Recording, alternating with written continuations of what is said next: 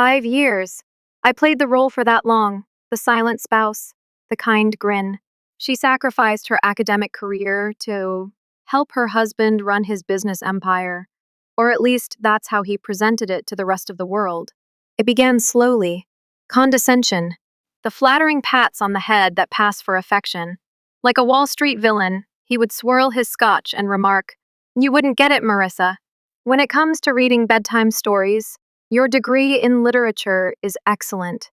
However, this is really business," and I would grin, because he anticipated that. Brian is the type of guy who believes he is the smartest person in the room, especially when his wife is there. I initially attempted to connect. I would express interest and question him about his work. When his phone buzzed with a real discussion, he would wave me away after dumbing things down as if he were speaking to a kindergartner. I eventually stopped inquiring.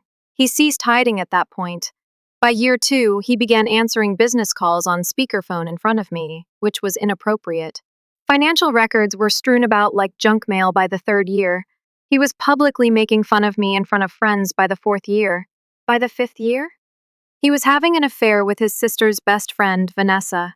The person who, while texting, "Can't wait to see you again once she's gone," gave me a hug during family dinners. Yes, I didn't go up to him. Then no. Rather, I began to gather .screenshots, .emails, .financial records. He was unaware that there was a private folder on a cloud account. Conversations were captured as I nodded, grinned, and stirred his coffee. He had no suspicions at all, since I was only Marissa, the girl who loves literature, the woman who kept his outfits wrinkle-free and adorned the bookcases. However, what Brian failed to realize and never even considered was that reading literature develops your ability to perceive, to look for trends, in order to identify foreshadowing. Brian, too? He was a living example of cliché. A wet Tuesday was the pivotal moment. He was taking a shower. He got a ping on his laptop. "Vanessa, it was fantastic last night," eagerly awaiting her next vacation. Every message was read by me. Months of their small affair were scanned. Selfies, "They make fun of me." He spoke of me as though I were some ignorant burden. He wrote, "She has no suspicions. Reading her little books too much." He was correct. I had been reading. Not fiction, though. He was being read by me. Andrea Blackwell and I had coffee 2 days later. She was a friend from college who is now a divorce lawyer who focuses on white-collar crime. We conversed as if we were old friends. I posed hypotheticals about hidden assets, recording laws, and prenuptial agreements. It was for a novel I was outlining, I informed her. She didn't think I was real. However, she provided lethal accuracy in each response. Our coffee chats evolved into strategic meetings over the course of the following few months. I handed her the files. She provided me with legal advice. We put together a case, silently, with caution. Brian continued to tell me to look pretty for dinner parties and to kiss my forehead every morning. And I did. He had a forensic accountant deciphering the phony bills on his Thompson deal, and I had a hidden recording in my clutch. But when I realized it was time, when did we receive the invitations that were embossed? 5 years of partnership and success. Our 5th year together. A fancy, extravagant formal supper at Harlow's. 40 visitors. Calligraphy in gold. Towers of champagne. He organized it as if it were a company launch. His pals were invited in greater numbers than mine. The time was ideal. He would raise a glass to our union. I'd raise a glass to his demise. He once described the blue outfit as boring, but respectable, and I chose it. Put a manila folder in my backpack, next to the thumb drive containing 5 years' worth of evidence. Andrea's business card was slid. I made one final check before I left. The submission of the IRS whistleblower. Whole filed. Unidentified. Right on schedule. The eatery was glistening that evening. Crystal, roses. Put our names in gold ink on the cards. Brian's folks showed up early. Like I was a wedding planner, his mother gave me air kisses. When my sister Claire saw that my jaw was tense, she just squeezed my hand without saying anything. Then, late as he was, Brian arrived, laughing with his business associates as if he owned the room. I returned his kiss on my cheek, with my usual smile. However, I was already keeping track of the minutes. I was not anxious.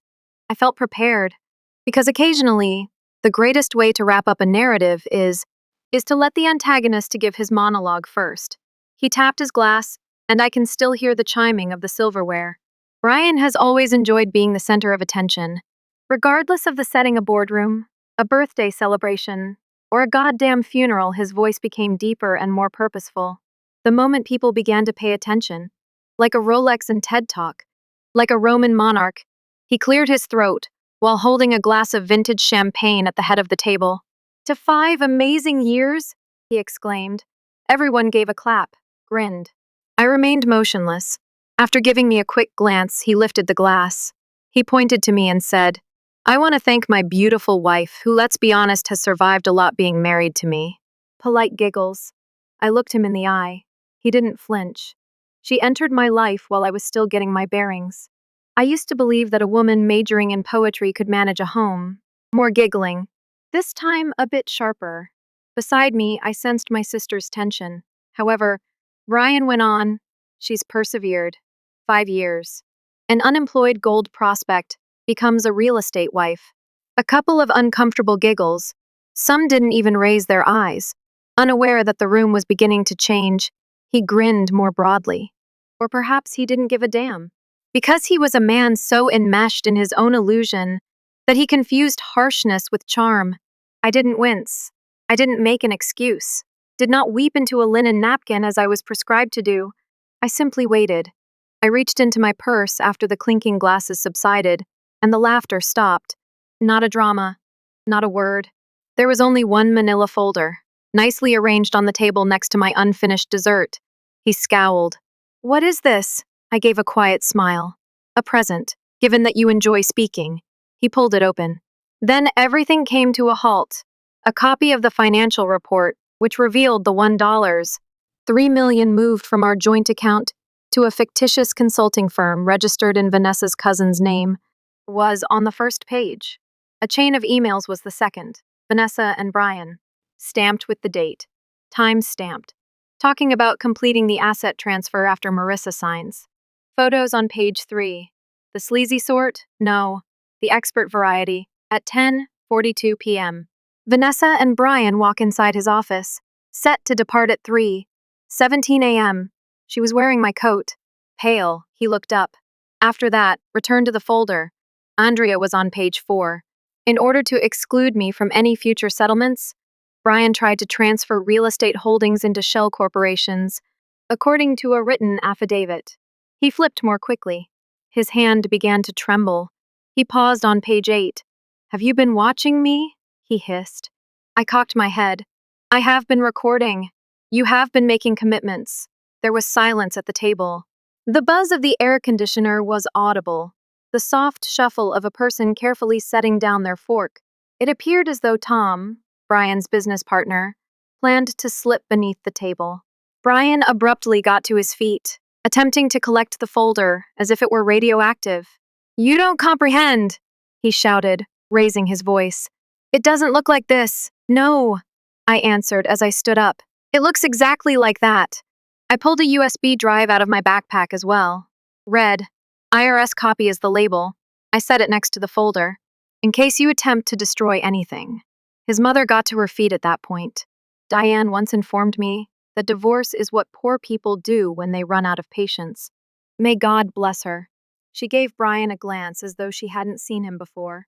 She said, "You said this was just rumors. You claimed she lacked stability." He looked in her direction. "This is being manipulated by her, Mom." "She is. She claimed to have timestamps and notarized statements. You have a microphone and a wine glass." He stopped talking after that. Not very dramatically, I turned to face the room. Just purposefully. I haven't spoken anything in a while. However, this? I indicated the folder. Everything you missed is here. Or decided not to. I looked around the table, at the spouses who had whispered to me in the restroom, at the helpers who had turned away when Brian shouted at meetings, and at the relatives who were always avoiding eye contact. I said, "I'm not asking anyone to take sides. Remember that I've already selected mine." After that, I grabbed my suitcase. Andrea's card was slid next to his wine glass. Over my shoulder, I said, "Oh, and you should probably call your attorney. Mine is anticipating your arrival on Monday morning. The air was cool outside, crisp. Silent at first, Claire trailed me out. Next, Riss, Jesus Christ. I let out a slow exhale. Yes, that was. Been overdue for 5 years. When I got home, I took off the dress. Brian's number was erased. The backup files were burned to a safe disk, made tea. I refrained from crying. I refrained from screaming. With my legs curled under me, I sat on the couch and watched the sun rise with a sense of calm that had been absent for years. And this is what nobody tells you about being undervalued. If you have enough patience, everything you need to break them will be given to you. Brian was always excellent at acting as though nothing was amiss. He shared a happy selfie with the following caption on LinkedIn the morning after the gala: thankful for 5 years of significant personal and professional development. On to the following chapter. The manila folder is not mentioned. The USB stick is not mentioned. The fact that half of the guests left before finishing their dessert was not mentioned. He still believed that this might be saved. The problem with men like Brian is that they interpret silence from others as forgiveness. They overlook the fact that quiet can be chosen, a weapon, a countdown. Andrea texted me after 2 days. He is in a panic. I've already made 4 attempts to call my office. As discussed, there was no answer. The email then arrived. We need to talk is the subject line. As though we were a married couple with a pending IRS file and a digital paper trail of infidelity and fraud, rather than a couple who had a misunderstanding over dinner. I didn't respond. The voicemail followed.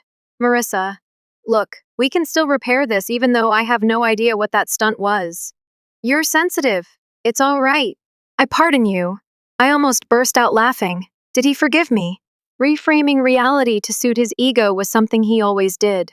Strategic thinking was never permitted to me, or furious. It was emotional if I displayed any intelligence or strength, and crazy if I resisted. I wasn't sentimental, though. I was finished. His damage control tour started within a week. I am aware of this because I received screenshots from his sister, who, incidentally, used to love Vanessa. Brian claims that I fabricated the proof. I hired someone to follow him, they said. I was desperate to stay relevant, they said. However, it was him who called his company's board to implore them not to freeze his bonus package. It was he who would arrive at client meetings with half-ironed shirts and bloodshot eyes. He was the one who sent Vanessa, whom he vowed was just a friend, an email inquiring as to why she hadn't texted him back. Spoiler alert, she didn't respond. Apparently, her new influencer brand doesn't look good after being exposed as a co-conspirator in a financial scam. Nothing got a response from me. Don't text, no phone calls. Mutual friends didn't make subtle remarks about how I was doing okay. I met with Andrea instead, completed documentation, locked my money down, took back complete control of my consultancy business, which I had secretly maintained under my maiden name as a contingency measure. My will was revised, the locks were changed, created an account in a new state. Then, I fell silent, intentionally, because individuals like Brian don't fear conflict. They flourish there. They practice their remarks in front of the mirror. They are prepared to play victim, distort every phrase, and cry when the time is right. But what happens if you don't attend the fight? They begin to swing at the air. He arrived at my residence 3 weeks after the gala. 7 buzzes at the door. From the window upstairs, I observed him. He appeared tiny, creased suit. The tie relaxed. His eyes darted as if he were being watched. He eventually departed. I went downstairs after waiting for 15 minutes. On the welcome mat, I discovered an envelope. A handwritten letter was inside. This is becoming unmanageable. This is not something you want to do. This can be resolved in private. Even the Aspen House will be signed over by me. Don't go nuclear, please. There was a postscript at the end. My wife is still you. I paused at that part. It told me precisely where he still believed the power resided, not because it hurt. He still thought his name mattered, that I was reminded of my former self by his final attempt at control. However, I was no longer his wife. I was the result of his actions. It wasn't me that delivered the last blow. The IRS was the source. After that night, Brian received a formal audit notice 2 months later. Nothing was leaked by me. Didn't call, didn't prod anybody. I have uploaded the necessary documentation to the appropriate location. Keep quiet. Unidentified. Untraceable. Some of his clientele left him right away. Additionally, several paused their retainers. His company released a drab public relations statement regarding internal restructuring. In the meantime, I moved into a townhouse across the city with hardwood flooring, sunlight, and serenity, took on 2 new contracts, and recruited a full-time assistant. Not a mansion. It was mine, though. I still occasionally receive texts from folks in his social circle. One person stated, "He has been remarkably silent throughout meetings. It's strange." Another, "You ought to have burned him more severely." I say the same thing every time. I didn't have to, because it's not necessary to burn some men. All you need to do is cease protecting them from the penalties they deserved. I didn't ask for the voicemail in the beginning. Not from Brian. From his lawyer. "Hello, this is Linden and Cross's Evan Baker. Mr. Brian Ellison is represented by me. He wants to settle the dispute amicably. To discuss a consensual settlement, please get in touch with us as soon as possible. Reciprocal. Adorable." The man made an attempt to remove me from my own existence, and he wanted to mutually divide what remained now that the walls were collapsing. I didn't return the call. I passed Andrea the voicemail. There were no briefcases or suits when we met over coffee. It was simply 2 ladies who had already won and were now debating how loudly to announce their victory to the opposing side. When Andrea received the message, she arched an eyebrow. She remarked, "I've dealt with Evan before. He lacks subtlety. Brian is in a panic if he is calling you immediately, and broke." I slowly stirred my coffee. "Well," I replied, "let's give him a cause for concern." The terms were communicated in writing. Not combative, not exaggerated, just exact. 50% of all assets that are liquid, all shared debts, no longer include my name. Instant release from any claims pertaining to my company, effective from the day it was established. He owns the Aspen Mansion in its entirety, not because I desired it. Additionally, one more thing, a provision prohibiting discrimination. This implied that he would never again be allowed to speak in public about me, our marriage, or anything that occurred. He could rant about emotional damage or men's rights on podcasts, but is it legal? He would have to refrain from mentioning me. Andrea pressed the send button. Within 4 hours, we received an answer. My lawyer phoned his. Is she being serious? Andrea did not recoil. Very serious. The counteroffer followed. 25% of the assets. No Aspen home. Not a clause. No clear division from the company. Andrea sent me a single text message. Offensive. I answered. Excellent. Refuse and keep quiet. Since I was acquainted with Brian. Negotiation was what he anticipated. A dance. A struggle. I had already left the table, but he was unaware of this. I wasn't trying to bargain with him. I was recording the rejection. A revised offer arrived 3 days later. 40% of the assets. Partial ownership of a home. Gag orders are only valid for 5 years. I didn't answer. Instead, I scheduled a weekend getaway to Sedona. Hiking at dawn. Turn off your phone. The journal is open. Since I wasn't rushing, I had time again at last. Additionally, you are free to set your own pace once you stop playing other people's games. A week later, the big change occurred. Evan gave Andrea a call. His voice had shifted. Brian is prepared to settle down. Complete terms. He only wants to ensure that it remains confidential. He did, of course. In a ballroom full of investors, the man could yell about my poetry degree, but now he was worried that I would respond with a statement from the law. I was asked what I wanted to do by Andrea. Yes, I replied, but with one caveat. A private letter. Private. Not really dramatic. Just necessary. He would pen it, signed by hand, recognizing everything. It's not an apology. I had no desire for one. Only the facts. That he transferred assets with knowledge. That he broke our prenuptial agreement. That he had an affair for a long time. That I always owned my business in its entirety. Legal recognition. No feeling. Only ink. 3 days after that, it arrived in my inbox. PDF. Watermarked. Signed. I've read it once. But then again, not for approval, but because it seemed real at last. Not only the separation, the conclusion, the realization that the narrative in which I had been caught, the one in which I was the punchline, the accessory, or the supportive wife was over. The letter wasn't even saved by me. I removed it. The garbage folder was cleared out and let out a breath.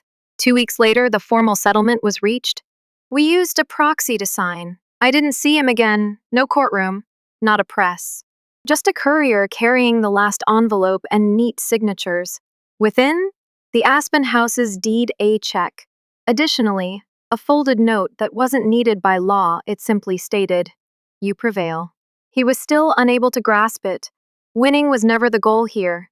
The goal here was to leave clean, without providing an explanation, without pleading. I didn't take a single bit of him with me into the following chapter. I opened a bottle of wine that evening. Simple. It was just something I enjoyed. A candle was lit. Allow the quiet to last. Don't text. No emails. No reprimands from someone who believed he was louder, richer, funnier, or smarter. Only me. Keep quiet. Free. Months went by. Not all at once. Not in a haze. They did so on purpose. The way you cautiously and slowly go through a forest after a storm, one step at a time, until the light begins to trickle in again. I began going for morning runs, attended a class on pottery. I went to bed without looking at my phone. No more folders. Spreadsheets are over. No more marriage masquerading as damage control. I had lost my anger. I was whole, silently. Then one day I received a message from a finance friend. "Is your ex listed on Forbes?" I clicked on the link. There he was, Brian in a picture that was obviously taken with the assistance of a lighting crew and 3 public relations interns. From errors to guidance, a CEO's path to atonement. I didn't chuckle, didn't weep. I just stared. A bolded pull quotation was present. I had a difficult period. I got lost because I was married to someone who didn't share my vision. But now, I'm at peace. Everything has been rebuilt by myself. I also assist others in doing the same. It was there. The revision. Our collapse. Sanitized and ready for the camera. I was no longer a person, only a sentence in a paragraph meant to give him the appearance of bravery. Still, I remained silent. Not in public. Not in private. Because of that version of himself, that shiny mask, I was no longer concerned about it. However, I did recall anything. I installed a digital tracker on one of his old Dropbox files, which he used to keep contracts before to moving everything to secure platforms 6 months prior to our split. It was connected to my long-forgotten email. I became interested that evening. I signed in, and there it was, a timestamp on a PDF, not touched. DD, foreign accounts, draft is the label. I took it open. Projections documents linking his LLC to overseas shell corporations were contained within. Payment structures that are predetermined, false assessments, are connected to his present company. On its face, it wasn't unlawful. However, it was sufficient to raise concerns. One thing I've discovered regarding males who want to reinvent themselves is the cleanup is something they never remember. I therefore created a duplicate, didn't divulge it, didn't give a reporter a call. I just sent it to a small, discreet company that focuses on screening investment partnerships and CEO recruits. Unidentified, .encrypted. Due diligence is the subject line. You are very welcome. I then logged off, shut down the laptop, and attended yoga.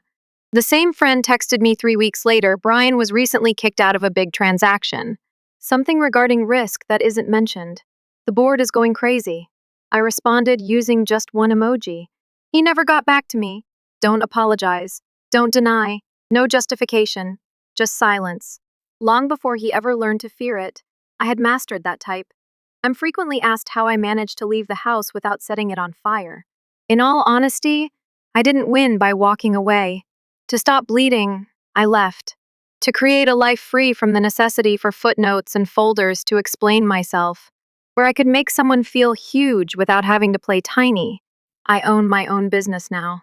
I take trips. I chuckle without questioning the sound. I go to sleep as if I have no one to forgive. And I simply grin when people mention Brian and inquire about his whereabouts or what occurred, because I no longer have to tell that story. I've already experienced it. Then I stopped it, silently. Totally, according to my terms.